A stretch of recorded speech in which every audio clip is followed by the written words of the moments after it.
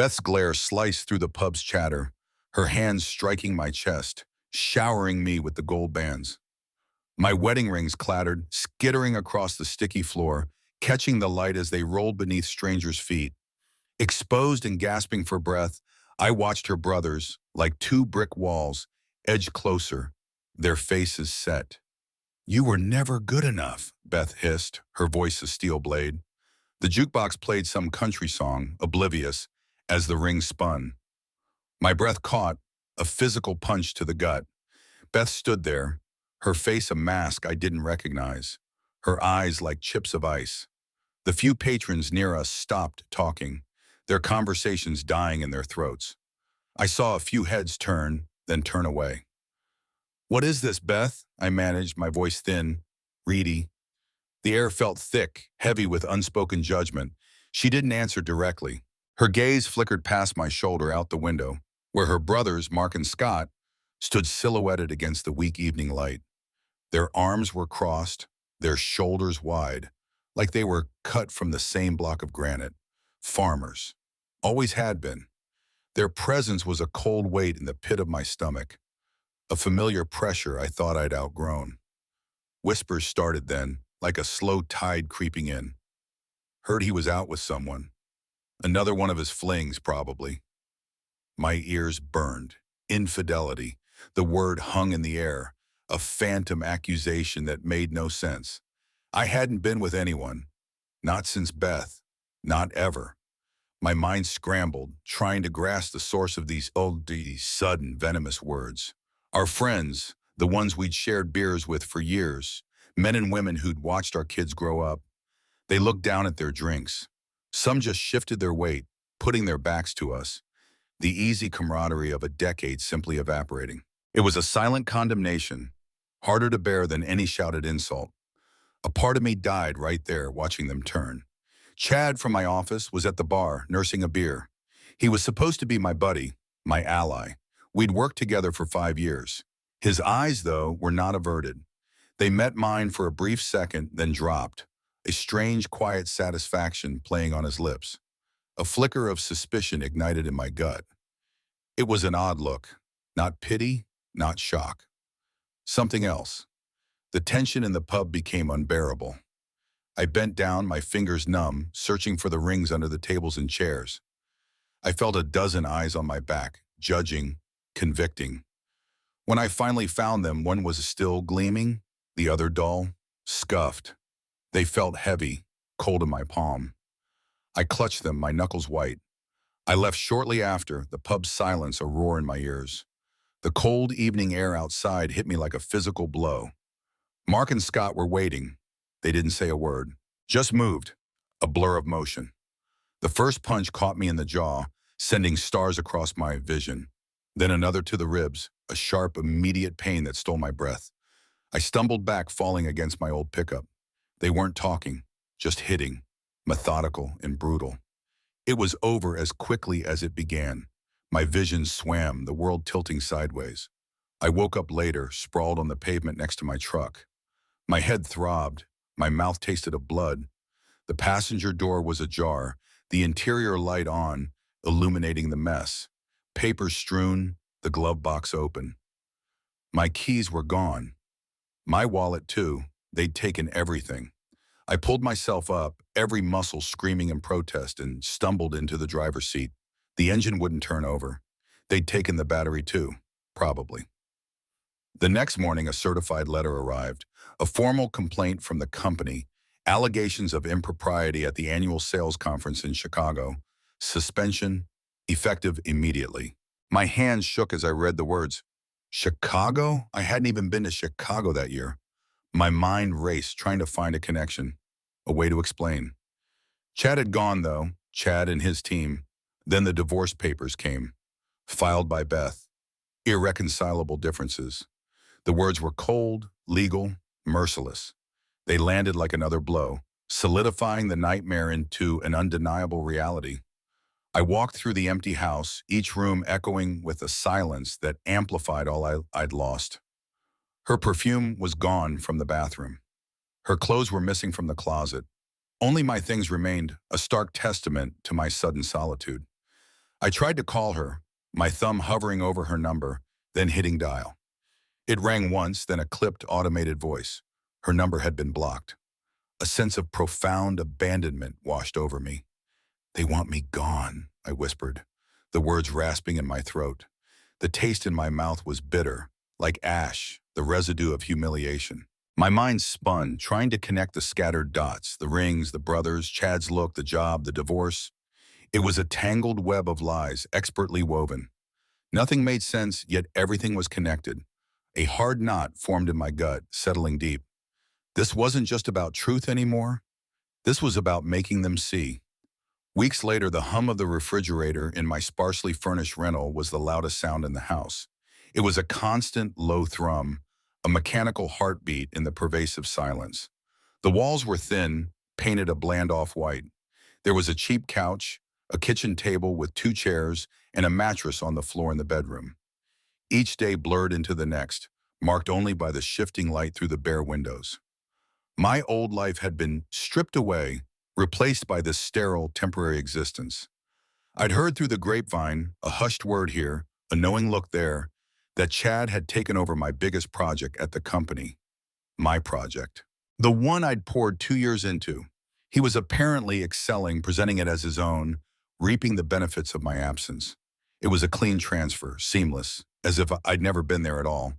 That news cut deeper than I expected, a cold confirmation of how easily I'd been erased. Then Sarah came by, unannounced, carrying a Tupperware dish wrapped in foil. A casserole. It smelled of comfort, something I hadn't felt in weeks. She sat at my kitchen table, her brow furrowed with worry, her hands clasped tight. Sarah had known Beth and me since we were kids. "Beth's changed, Doug," she said, her voice soft but firm. "Something ain't right. I don't know what it is, but she ain't herself." Her words offered a strange mix of solace and fresh pain. It wasn't an accusation, just an honest observation from a woman who knew us both. She saw the shift too. A few days after Sarah's visit, my phone rang. It was Frank, a quiet man from my department at work. Frank rarely spoke above a murmur, but he observed everything. "Doug," he began, his voice slow, measured. "I heard what happened. And I gotta say, the stories going around, they just don't add up. Not your style, man." He paused, letting the words hang. "You're a straight shooter. Always have been." His skepticism, delivered without judgment, felt like a small, unexpected crack in the wall of my despair. Linda, his wife, a kind soul, chimed in from the background, her voice a comforting murmur. "You're not alone, Doug. Remember that." Their support was a tiny spark, a pinprick of light in the darkness. That flicker, small as it was, began to grow. The despair hadn't vanished, but something else had joined it. Resolve. I needed to understand why.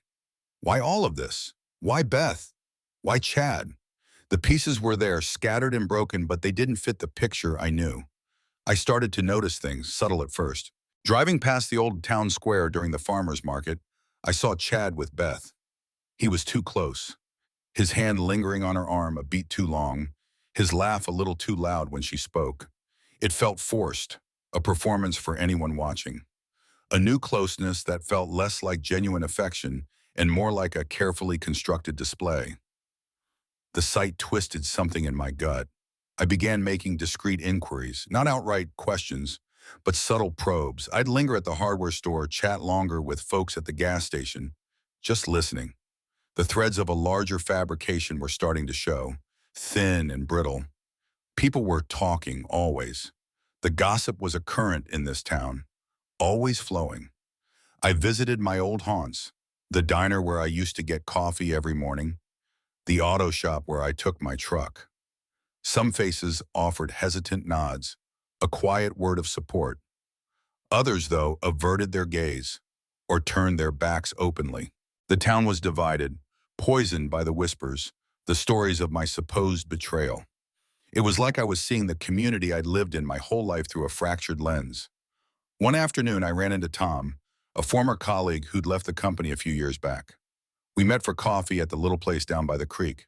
Tom had always been sharp, cynical. After a few minutes of small talk, he leaned in. "Chad," he said, his voice dropping, "he's always had a way of getting what he wants, stepping over people. He just makes sure his shoes don't get dirty." Tom's eyes held a knowing glint. He's smooth, real smooth, and he knows how to make folks believe him. It wasn't an accusation, but a quiet, chilling insight into Chad's character, confirming a suspicion that had been growing in my mind. The conversation solidified it. Whispers weren't enough. Sympathy wasn't enough. I needed tangible proof, something solid that couldn't be ignored, something to cut through the small-town gossip like a blade. This ain't just about clearing my name, I muttered to myself, staring out at the fields stretching under the wishy Midwestern sky. The weight of the rich, dark soil beneath my feet felt real, a solid foundation in a world that had become utterly unmoored. It's about showing them the real snake. The phone call from Frank came late one Tuesday. The silence in my rental had been particularly heavy that night. "Doug," he started, his voice a low rumble. "I've been doing some asking around. Not directly, you understand. But there's a woman, Maria, a private investigator. Quiet, but thorough. Handled a few tricky local disputes. Folks say she gets results." I listened, my grip on the phone tightening. Hiring someone felt like admitting a deeper level of desperation, like I was truly out of options. But Frank's sincerity was a steady hand. He wasn't suggesting this lightly. After a long pause, I agreed. It felt like the only way to fight back against this unseen enemy, this shadowy force that had uprooted my life. Maria was exactly as Frank described, no nonsense. She had sharp eyes and a way of listening that made you feel like she was cataloging every detail. Her office was small, smelling faintly of stale coffee and old paper. She didn't offer any false promises, just a quiet assurance that she'd dig. Her focus immediately turned to the alleged conference affair, the cornerstone of the accusations against me at work. She wanted names, dates, anything I remembered, no matter how insignificant.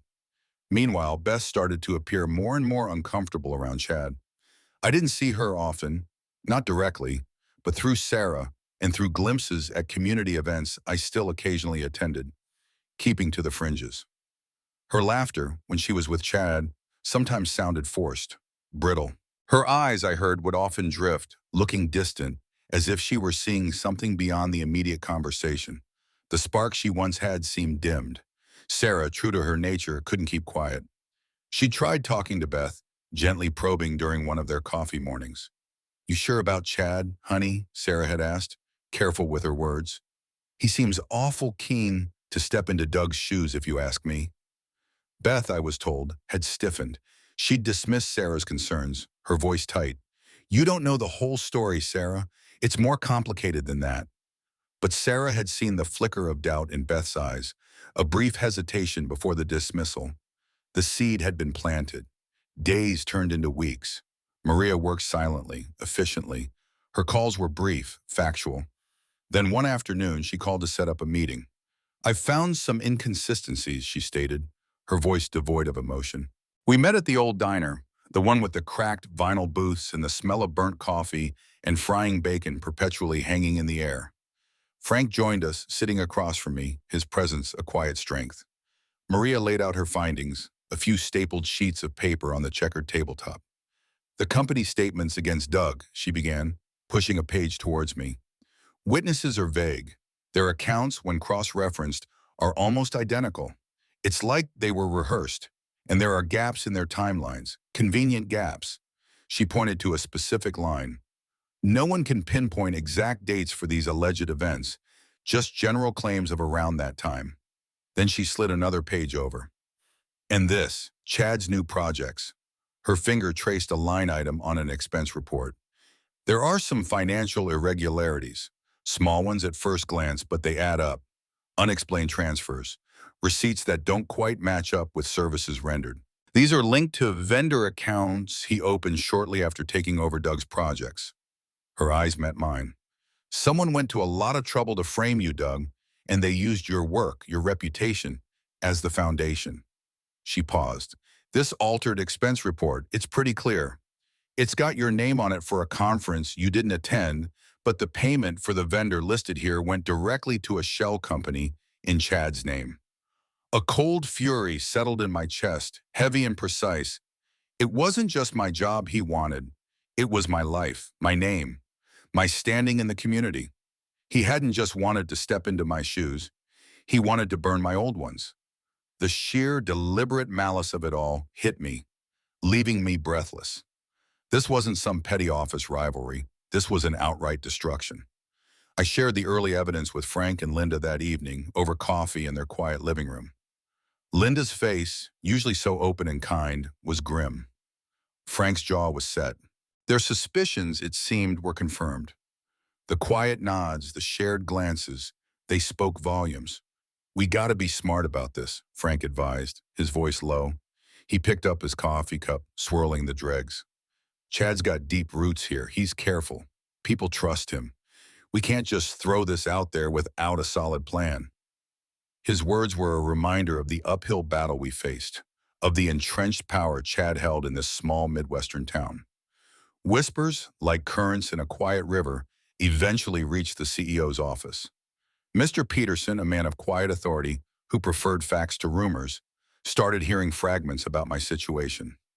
Not loud accusations, but subtle questions, concerns from long-standing employees.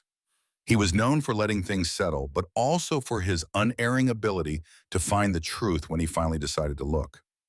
My investigation intensified. Maria, with Frank's help, dug deeper into Chad's movements, his communication logs, everything surrounding the time of my alleged indiscretions in the subsequent framing. We needed to know who he was talking to, what he was doing, what paper trails he might have left. Maria's next call confirmed my worst fears and my growing suspicions. "Doug," she stated, her voice flat, "this goes deeper than we thought." She had uncovered more than just altered expense reports. There were forged documents, contracts with phantom vendors, and manipulated emails. Not just a few, but a series of them, meticulously crafted to implicate me and divert funds. It pointed to intricate planning, a long game Chad had been playing. The sheer audacity of it left me cold. Meanwhile, a subtle shift was happening at Beth's end. One evening, she overheard Chad on the phone. His voice was hushed, almost conspiratorial, as he moved from the living room to the kitchen, then to the porch, thinking he was alone. Beth caught fragments, covering tracks, and needs to stay quiet. The words hung in the air, a discordant note in the comfortable hum of their new arrangement.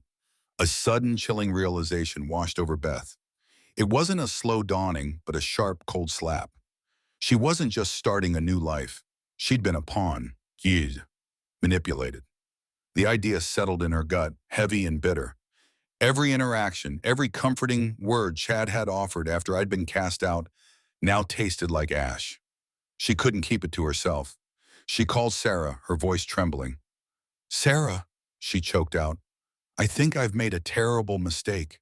About Doug and about Chad." Sarah, ever gentle, listened without judgment, letting Beth talk until the words ran out. Then Sarah, carefully, gently presented some of the evidence Maria had uncovered. Photos of the forged documents, copies of the manipulated emails, timelines of Chad's financial irregularities. Beth pored over them, her face growing paler with each revelation. The room was silent save for the rustle of paper. This isn't possible," she whispered, her voice barely audible. But the proof was laid out before her, undeniable. She started to remember things, small details, offhand comments Chad had made, seemingly innocent at the time. A casual remark about how much more efficient my projects would be under new management. A dismissive chuckle about my naivete. These now took on a sinister, calculated meaning. The pieces clicked into place, forming a horrifying mosaic of betrayal. The truth, once hidden, began to spread. Sarah, in her quiet way, had also spoken to Kevin, Beth's brother, who had been part of the group that beat me in the parking lot. Kevin, a man of blunt honesty, took in Sarah's words, his face hardening with each detail. He wasn't one for subtlety. "If what you're saying is true, Sarah," he said, his voice low, "we really messed up. Badly." The guilt was visible on his face, a raw, aching admission. For me, though still carrying the wounds, both visible and invisible, there was a grim satisfaction. The truth, like a persistent current, was finally surfacing, slowly, painstakingly. "It's like pulling a stubborn weed," I told Frank over a cup of coffee one morning. the diner quiet. You got to get to the root, or it just grows back stronger. Beth, meanwhile, was consumed by a crushing guilt. She replayed her accusations, her cold dismissal of me in the pub, the public humiliation she'd inflicted. The weight of her actions pressed down on her. He deserved better from me, she thought, the words a silent lament in the privacy of her own mind. The realization was a bitter pill, one she would have to swallow alone. The internal investigation at the company had begun. Prompted by Frank's quiet persistence and the compelling, if preliminary, evidence Maria had uncovered, Mr. Peterson himself was overseeing it. He wasn't a man to delegate when something felt fundamentally wrong. His methodical approach meant every detail would be scrutinized. Then the call came. Mr. Peterson's voice, usually so clipped and formal, held a distinct note of regret. "Doug," he said, "we owe you the truth and a fair hearing. We moved too fast. I see that now." It wasn't an apology, not exactly, but it was an acknowledgement, a quiet admission of error from a man who rarely made them. It was a small but significant shift, a crack in the solid wall of corporate judgment that had initially condemned me. Chad, meanwhile, sensed the walls closing in. The charming facade, the polished veneer he'd worn so carefully, began to crack. His usual smooth confidence gave way to an erratic edge. He was short with colleagues, his temper flared over minor issues, and he started to question even routine decisions made by others. The tension around him was palpable, like a storm brewing just under the surface. Beth, observing this transformation, began subtly distancing herself. What had once seemed like a new, exciting chapter with Chad now felt tainted, sour.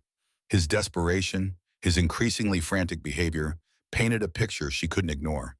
The man she thought she knew was unraveling before her eyes. She started quietly gathering her own evidence. Small notes, scribbled on grocery lists, overheard phone conversations, details she'd dismissed as unimportant at the time, but now held a chilling significance. Things that might help me, a quiet atonement for her earlier, hasty judgment. The process was slow, painstaking, but she felt a moral imperative she hadn't felt in months. Sarah, ever the bridge builder, brought Beth and Kevin together. They met at Kevin's kitchen table, the air thick with unspoken apologies and lingering guilt. Kevin, a man of simple, direct principles, was wrestling with his conscience. His face was troubled, his gaze often drifting to the window. "We got to make this right," Kevin said, his voice rough. "What we did, it wasn't right. Not if Doug's innocent." He then talked to his other brother, Scott, appealing to their shared sense of justice, their family honor. It wasn't about blindly defending Beth anymore. It was about fairness, about admitting a mistake. He urged Scott to consider that Doug might be innocent, that they had been misled. The shift in the brothers, once my staunch antagonists, was a quiet earthquake.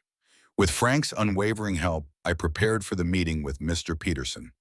We consolidated all the evidence Maria had gathered, the forged documents, the manipulated emails, the financial irregularities, the timelines. Every piece meticulously laid out, undeniable. A surge of my old strength returned, not the raw anger that had fueled me initially, but a quieter, unyielding determination. This wasn't about revenge anymore, not truly. It was about restoring what had been stolen, about clearing my name, about exposing the truth for Beth, for my friends, for myself. Chad, feeling the pressure mount, made a desperate play. He tried to discredit Sarah and Frank, spreading rumors about their loyalty to me, suggesting they were biased, trying to stir up trouble. But his attempts only served to further cement his own guilt in the eyes of those who truly knew Sarah and Frank. His actions were transparent, crude. "He's like a cornered animal," Frank observed, watching Chad's escalating behavior from a distance. "That's when they are most dangerous, but also when they make the most mistakes." Beth, watching this whole sad spectacle unfold, felt a profound sense of sorrow. Not just for me, but for the destruction Chad had wrought. All the broken trust, the ruined friendships, the shattered life. All for what, she wondered, the question a heavy stone in her heart. I took long walks in the fields behind my rental, the vast Midwestern sky stretching endlessly above me. The enormity of it all, the smallness of our human dramas against that backdrop, reminded me of perspective. The truth, like the seasons, would eventually turn. Life's costly choices unfold in unexpected ways, changing paths and revealing hidden truths. Stick around to the end to see how these choices ultimately define us. The meeting with Mr. Peterson was set for a Tuesday morning. The air in his office was cool, controlled, a stark contrast to the emotional turmoil I'd been living. I sat across from his large mahogany desk, Maria's comprehensive report laid out before him. It wasn't just paper now. It included recordings of Chad's hushed phone calls, meticulously dated and transcribed. There were carefully collected witness testimonies from those who, encouraged by Maria and Frank, had come forward with doubts about Chad's character and my alleged actions. Each piece of evidence was a brick in a wall of undeniable truth. Mr. Peterson reviewed the file methodically, his gaze unwavering, moving from page to page. His expression, initially neutral, slowly hardened. I watched his jaw clench, a muscle working beneath his skin. He stopped at a section detailing the forged invoices and the shell company Chad had set up. "This," he said, his voice low, "is a serious breach of trust, Doug. A calculated manipulation of the highest order." His words, devoid of emotion, carried the weight of finality. He saw it all now, the depth of Chad's treachery. Chad, meanwhile, was thrashing. He attempted to bribe key witnesses, offering them incentives to retract their statements or change their stories.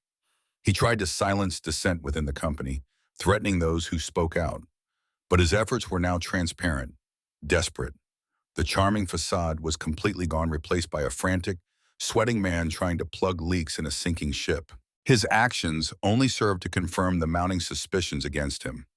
Beth, now actively working to clear my name, became an unexpected source of information. The guilt and shame she felt had spurred her into action. She provided crucial details about Chad's movements, his suspicious alibis on certain dates, little things she had previously overlooked, but now, with a clear mind, saw for what they were. She'd called Lynette asking for advice. "How do I even approach him, Lynn?" she'd asked, her heart heavy with regret. "I made such a mess." My focus remained on justice. The betrayal had cut deep, and while Beth's efforts were notable, my trust was slow to rebuild. "It's going to take more than sorry," I told Frank, his counsel a constant, steady presence. I acknowledged her efforts, yes, but the wounds were still too raw, too fresh. Forgiveness wasn't something to be granted lightly or quickly. Chad's closest allies, Mike and Gary, the ones who had echoed his whispers and stood by him, started to feel the pressure. With Mr. Peterson's internal investigation widening, every corner was being scrutinized. Their loyalty wavered under the harsh light of truth. Their nervous glances, their sudden silences, spoke volumes. They were starting to crack. Then an internal memo was leaked. Nothing official, just a carefully redacted hint about Chad's professional misconduct, his misuse of company funds. It wasn't long before it reached the local gossip channels, spreading like wildfire through town.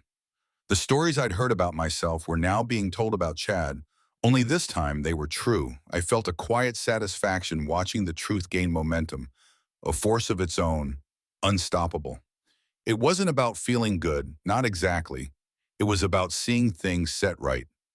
This ain't just for me, I reflected, watching the sun set over the fields from my rental window. It's for anyone who's ever been blindsided, ever been lied about, ever had their good name dragged through the mud.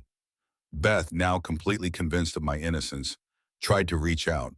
A text message, a voicemail, but I maintained my distance. The pain was still too close to the surface. "I know I hurt him deep," she confessed to Sarah, her voice breaking. "But I gotta try, see, I just gotta." Frank, ever the realist, pulled me aside. "Chad ain't done," he warned, his eyes grave. "He'll try something else, something ugly. He's cornered now, and desperate men do desperate things." His words were a reminder that the battle wasn't over, that the long game still had a few treacherous turns left. The hotel's ballroom was decorated for the Midsummer party, a festive if slightly forced affair. Soft yellow lights strung across the ceiling, and a band played light jazz. Beth, however, was restless. Her gaze kept darting to the entrance, a flicker of hope in her eyes each time the doors swung open. She was hoping I'd show, a quiet, desperate plea for a chance to talk, to begin to mend what Chad had broken. Sarah noticed Beth's unease and the watchful, almost predatory eyes of Mike, Gary, and Chad, who were huddled together near the bar. They were observing Beth, waiting. Steve, a friend from college, approached Beth, extending a hand. "Care to dance, Beth?" he asked, trying to be polite. She declined, her mind clearly elsewhere. Sarah, stepping in, took Steve's hand, offering him a warm smile. "I will," she said, trying to lighten the mood, steering Steve onto the dance floor. Beth checked her phone again. The screen remained stubbornly black. The battery was dead. A sigh escaped her lips, heavy with disappointment. "He's not coming," she said, disappointment thick in her voice. The plan didn't work. The quiet expectation she'd held, the fragile hope, simply deflated. Sarah, after a few dances, slipped away and called Linda. Linda answered on the second ring, her voice tired. "Oh, Sarah," she said. "Doug had to leave for Holland. Urgent company business. Filling in for Frank." Linda's voice softened. "He didn't realize you were expecting him tonight. Said he thought he'd made it clear he was working." The news hit Beth like a fresh wave of distress, adding to her sense of abandonment. "No reason to stay," Beth said, her voice flat. She decided to leave, feeling a crushing sense of defeat. The ballroom, once shimmering with distant possibility, now felt suffocating. Sarah found Kevin in the kitchen, away from the main party, getting a drink. "We're leaving," she told him. Kevin nodded, but his eyes were still clouded with doubt, fueled by Mike's subtle rumors. "Doug's been unfaithful, Sarah," he said, his voice low, repeating Mike's lie. "That's what Mike says. Had a room here with some woman, Greg or something, that's what Mike heard from the hotel staff." Sarah, armed with the undeniable truth Maria had uncovered, felt a surge of indignation. She defended me passionately, challenging Kevin's assumptions head-on. "Kevin, you've misunderstood. That's a lie.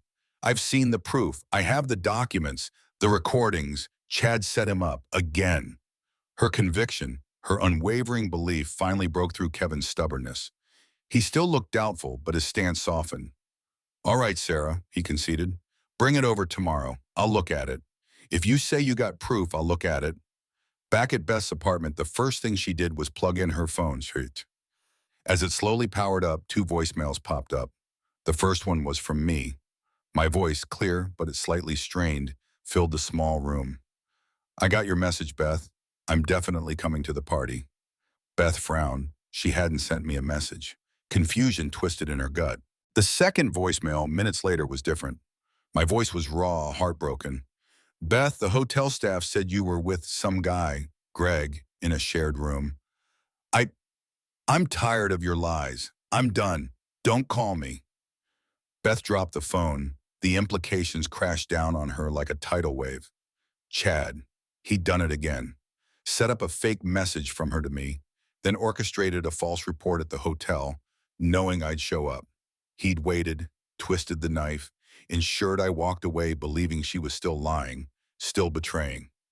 "He's done it again," Sarah stated grimly, watching Beth break down, tears streaming silently down her face. "That lowlife." "I have to call Doug," Beth cried, reaching for the phone. Sarah stopped her, placing a gentle but firm hand on her arm. "No, Beth. He's leaving for Holland. Let him go. He needs space. Right now, we handle Chad, once and for all, without him knowing we're coming." The next morning, the air in Beth's apartment was thick with tension and the smell of stale coffee. Beth, Sarah, and Kevin sat around the small kitchen table. Kevin, despite Sarah's impassioned defense, still had doubt etched into his features. He was a man who needed to see things to believe them. Sarah pushed Maria's comprehensive report across the table, along with the photos and transcripts. "See, pretty clear," Sarah said, her finger tracing a line on an expense report, highlighting Chad's name, then mine, then the fraudulent vendor. Kevin stared at the undeniable proof of Chad's intricate manipulation. The forged documents, the manipulated emails, the timelines that exposed his every move. His eyes scanned the pages, taking in the cold, hard facts. The details were meticulously laid out, leaving no room for interpretation. Then Sarah played Doug's voicemails from the previous night, the ones Beth had only just found. The first, full of my cautious hope. The second, full of my raw, broken heart. Kevin listened, his face transforming from disbelief to shock, then to utter rage.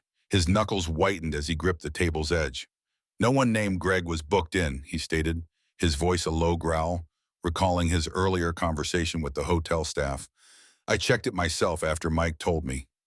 Oh no, Kevin whispered, the weight of his previous actions, the punches he'd thrown, the trust he'd betrayed, crashing down on him. His eyes met Beth's, full of raw shame. This could really hurt Doug. What we did to him. The full scope of their collective mistake, fueled by Chad's lies, became terrifyingly clear. United by this crushing realization, Beth, Sarah, and Kevin resolved to expose Chad and clear my name.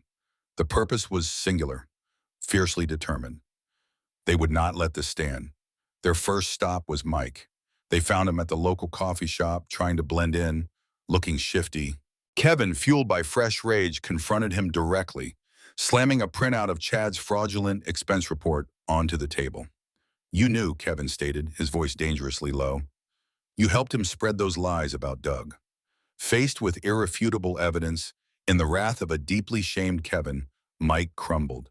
He admitted Chad's role in fabricating the rumors, his own complicity, a pathetic defense. His loyalty, it turned out, was as flimsy as Chad's promises. Chad, sensing his impending doom, packed a bag and attempted to flee. He thought he could slip away, disappear into the anonymity of a larger city. But Kevin's brothers, Scott and Mark, now also aware of the truth, were waiting. Kevin had made sure they understood the depth of Chad's deception, appealing to their family honor, their deep-seated sense of right and wrong. They intercepted him on the highway, a quiet, effective blockade that ensured he could not escape. Back at the company, Mr. Peterson, with the full, undeniable report now in his hands, officially fired Chad. The termination was immediate. He then initiated legal action against Chad for fraud and corporate sabotage, stating the company would pursue the matter to the fullest extent of the law. The quiet authority of Mr. Peterson was absolute. The truth, once a whispered rumor, now spread like wildfire through the town. It replaced the old gossip with cold, hard facts. The town, once divided, now rallied against the true snake in their midst. Beth's brothers, humbled and regretful, approached her. They apologized profusely, not just to her, but through her, to me. They accepted their complicity, their misguided actions, their part in my suffering. He used us all, Kevin admitted, his voice heavy with regret, his eyes fixed on the distant horizon. We should have known better. We should have seen it. I, still in Holland, remained unaware of the full extent of my vindication. The details were yet to reach me, traveling slowly across the miles. But a strange lightness settled over me, a subtle shift in the air, a sense of burden lifted. Perhaps I thought something was finally starting to turn. Chad faced the full weight of his actions. Criminal charges for fraud and corporate sabotage were filed. His professional life evaporated in disgrace, and the town, once charmed, now looked at him with cold ostracism. Doug returned from Holland, exhausted from the trip and the emotional strain, but found a town whose eyes now held respect and sorrow instead of judgment. The whispers had changed. Beth was waiting for him at his rental, standing on the small porch. Her face was a stark mix of guilt, fragile hope, and quiet determination. Doug, she started, her voice a tremor. I was wrong. I was so terribly, deeply wrong about everything. She offered him Maria's final report, the undeniable facts laid bare, along with a heartfelt apology for her broken faith. Doug listened, his heart a knot of raw pain and a strange, hesitant relief. He saw the sincerity in her eyes, the genuine weight of her regret. The cost of Chad's betrayal, he knew, had been immense, tearing not just his life, but their shared history to shreds. It ain't gonna be easy, Beth, he said, the years of hurt evident in his voice. A lot of fences got torn down. They don't just stand back up overnight. He met with his brothers-in-law, Kevin and Scott, not with anger, but with a quiet, firm expectation of amends. They had wronged him, and that needed to be acknowledged. Doug decided to stay in town, to rebuild. He accepted his old position at the company, now with Mr. Peterson's unwavering trust and a new sense of authority. Beth, understanding the long road ahead, began the arduous process of earning back his trust, one small, consistent act of loyalty at a time. They stood on his porch one evening, gazing at the wide, open Midwestern sky as twilight settled. The scars of what had transpired would always remain, a quiet testament to the bitter price of betrayal and the enduring, sometimes crushing weight of morality. But beneath it all, a fragile promise of something new was beginning to take root.